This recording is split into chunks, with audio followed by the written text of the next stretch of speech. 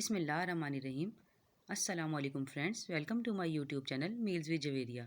आज हम बनाने जा रहे हैं शक्शूका। ये एक हेल्थी ब्रेकफास्ट है, तो आपने वीडियो को स्किप नहीं करना, एंड तक देखना है। तो चलिए देखते हैं कैसे तैयार होता है। तो शक्शूका को बनाने के लिए हमें चाहिए होगी प्याज मैंने 3 अदद बड़े साइज़ की ली हैं और उन्हें बारीक काट लिया है। टमाटर मैंने लिए हैं 4 अदद बड़े साइज़ के। ऑयल तकरीबन हाफ कप। अंडे 6 अदद। लाल मिर्च पाउडर मैंने लिया है 1.5 टीस्पून भर के।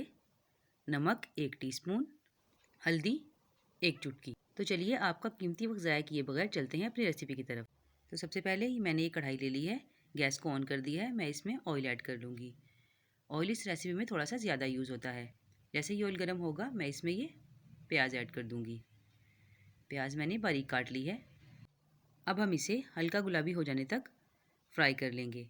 ये रेसिपी बहुत ही शानदार बनती है। आप इसे ब्रेड स्लाइस या पराठों के साथ भी खा सकते हैं। प्याज हमारी दब चुकी है। अब इस स्टेज पर आकर हम इसमें टमाटर ऐड कर देंगे और इसे 2 से 4 मिनट के लिए इसी तरीके से मिक्स करके मैं पका लूँगी। अब इस स्टेज पर आकर मैं इसमें लाल मिर्च पाउडर ऐड कर दूँगी, नमक ऐड कर दूँगी और साथ ही हल्दी पाउडर भी ऐड कर दूँगी। अब इसे मैं अच्छे तरीके से मिक्स कर लूँगी और 4 से 5 मिनट तक इसे यूँ ही पका लूँगी। जब तक ये पक रहा है आप प्लीज़ मेरी वीडियो को लाइक कर दें और मेरे चैनल को सब्सक्राइब कर दें और साथ लगे बेल आइकन को भी दबा दें ताकि मेरी हर नई आने वाली वीडियो आप सबसे पहले देख सकें। अब इसे पकते हुए 4 से 5 मिनट हो चुके हैं। इस स्टेज पर आकर मैं इसे ढक्कन से ढक दूँगी और लो फ्लेम पर इसे 5 मिनट के लिए पका लूँगी। तो ये देखिए फ्रेंड्स, 5 मिनट गुजर चुके हैं और मसाला काफ़ी हद तक गल गया है। अब हम इसे इस तरीके से स्पैचुला की मदद से दबाते हुए भून लेंगे। तो फ्रेंड्स, भुनाई हो चुकी है। अब इस स्टेज पर आकर हम इसमें ये अंडे ऐड कर देंगे। अंडों को हमने इस तरीके से डालना है जैसे कि पिज़्ज़े की शेप होती है।